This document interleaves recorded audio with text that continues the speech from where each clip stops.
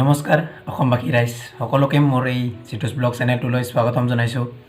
আচলতে আজি মই কোনো ব্লগ ভিডিঅ' বনোৱা নাই আৰু আজি মই এটা বিশেষ কাৰণ লৈ ভিডিঅ'টো বনাইছোঁ যাতে সকলোৱে ভিডিঅ'টো শেষলৈ চায় তাৰে আশা কৰিলোঁ। গতিকে ভিডিঅ'টো চাই যাওক। চাওক কৰোনাই আমাৰ গোটেই বিশ্বত কেনেদৰে তাণ্ডৱৰ সৃষ্টি কৰিছে, চাওক কি কৰি দিলে। আৰু চাইনাৰ পৰা হোৱা এই কৰোনা ভাইৰাছ গোটেই বিশ্বতেই সিঁচৰিত হৈছে, বেছিভাগ ঠাইত সিঁচৰিত হৈছে। বেছিকৈ ইটালীত বেছি পৰিমাণে মানুহৰ মৃত্যু ঘটি আছে আৰু আক্ৰান্তৰ সংখ্যা বাঢ়ি আছে। মৃত্যুৰ যিবিলাক সংখ্যা আছে এই কৰোনা ভাইৰাছৰ কেছেছ, মৃত্যুৰ সংখ্যা হ'ল 11,000 ওপৰত আৰু যিবিলাক আক্ৰান্ত হোৱাৰ সন্দেহ কৰা হৈছে ইয়াৰ পৰিমাণ হৈছে 2 লাখৰো ওপৰত। আপোনালোকে ভাবি চাওক কিমান আক্ৰান্ত হৈছে আৰু যিবিলাক কৰোনাত আক্ৰান্ত আছিল এইবিলাকক কিছুমানক সুস্থ কৰি তোলা হৈছে।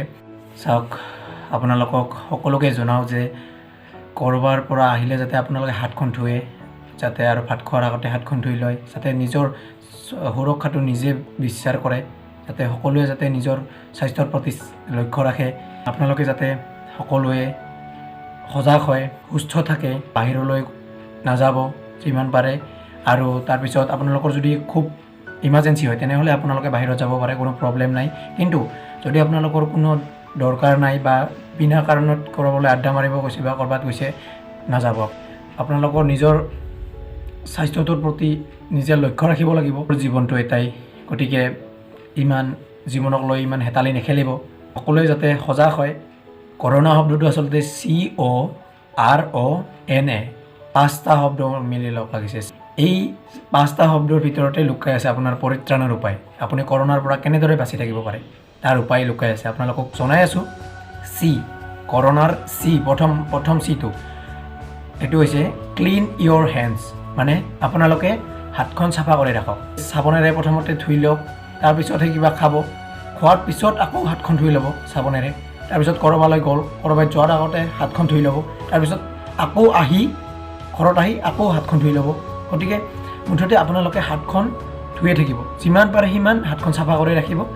চাবোনেৰে ধুব, কিন্তু এনে ধুই লাভ নাই, চাবোনেৰে ধুব। কৰোনাৰ চিটো হৈ গ'ল। তাৰপিছত আছে অ' হৈছে অফ ফ্ৰম গেডাৰিং, অৰ্থাৎ সমাগমৰ পৰা বাচি থাকক। মানে আপোনালোকে মানুহৰ সমাগমৰ মাজত নাযাব, কাৰণ এই সমাগমৰ মাজত যেতিয়া যাব এই ৰোগত আক্ৰান্ত হোৱাৰ চান্সটো বেছিকৈ থাকে। গতিকে আপোনালোকে বাহিৰলৈ যিমান পাৰে নাযাব। এতিয়া হৈছে আৰটো হৈছে ৰাইজ ইয়'ৰ ইমিউনিটি, অৰ্থাৎ অনাক্ৰমতা বৃদ্ধি কৰা। মানে নিজৰ সুৰক্ষা নিজে চাওক, নিজৰ স্বাস্থ্যৰ প্ৰতি নিজে লক্ষ্য ৰাখিব লাগিব, তেতিয়াহে আপোনাক এই ৰোগে কোনো ক্ষতিসাধন কৰিব নোৱাৰে। এতিয়া হৈছে অ'টোৰ অৰ্থ হৈছে অনলি ছিক টু ৱেৰ মাস্ক, অৰ্থাৎ মাস্কখন আপোনালোকে পৰাপক্ষত পিন্ধি থাকিব। আৰু মই আগৰ ভিডিঅ'ত কৈ দিছোঁ এইখন নৰ্মেল মাস্ক হয়। আপোনালোকে পাৰিলে N95 মাস্কখন লৈ ল'ব। আচলতে এইখন পোৱা বহুত টান, N95 মাস্কখন বহুত পোৱা টান। গতিকে যদিহে পায় তেনেহ'লে N95 মাস্কখন লৈ ল'ব। আৰু মই জনামতে আজি নিউজত পালোঁ এইখনৰ দাম 8 টকা বা 10 টকাৰ ভিতৰত আপোনালোকে পাই যাব। এতিয়া বৰ্তমান মই কিনিছোঁ 50 টকাত, কিন্তু এই নিয়মটো আজি বনাইছে 8 টকা বা 10 টকাত। 8 টকাৰ পৰা 10 টকাৰ ভিতৰত আপোনালোকে পাই যাব। মাস্কখন আপোনালোকে লৈ ল'ব। বেমাৰটোক লৈ, এই ভাইৰাছটোক লৈ ইমান আওকাণ নকৰিব, বহুত ডেঞ্জাৰ হয়। আৰু এতিয়া হৈছে N, আৰু এই Nটো হৈছে ন' টু হেণ্ডশ্বেক, অৰ্থাৎ হেণ্ডশ্বেক নিদিব। আপোনালোকে পাৰিলে এনেকৈ নমস্কাৰ দিব। ক'ৰবাত গ'লে, ক'ৰবাত যদি মানুহক লগ পাইছে নমস্কাৰ দিব। আচলতে যোৱাটো বাধাই। যদি আপোনালোকৰ ঘৰত কোনোবা আলহী আহে তেনেহ'লে আপোনালোকে এনেকৈ নমস্কাৰ দিব, হেণ্ডশ্বেক নিদিব। কিন্তু কাৰণ বেমাৰ বিয়পাৰ মেইন সেইটো হৈছে হাতত হেণ্ডশ্বেক দিয়াটোৱে। আৰু শেষত হৈছে সেইটো হৈছে এভইড ৰুমাৰ্ছ, অৰ্থাৎ উৰা বাতৰিত কেতিয়াও কাণ নিদিব। অৰ্থাৎ যিবিলাক হোৱাটছআপত কোনোবাই দিলে যে এনেকুৱা ঠাইত কৰোনা ভাইৰাছ আক্ৰান্ত হোৱা এজন ব্যক্তিক ধৰা হৈছে, এনেকুৱা হেন। গতিকে এইবিলাক কথাত আপোনালোকে বিশ্বাস নকৰিব। নিউজ চালে আপোনালোকে আচল কথা গম পাই যাব। গতিকে আপোনালোকে যাতে এই হোৱাটছআপৰ উৰা বাতৰিত বা ফেচবুকৰ উৰা বাতৰিত আপোনালোকে কোনো বিশ্বাস নকৰে, নহ'লে বহুত প্ৰব্লেমৰ সৃষ্টি হ'ব পাৰে।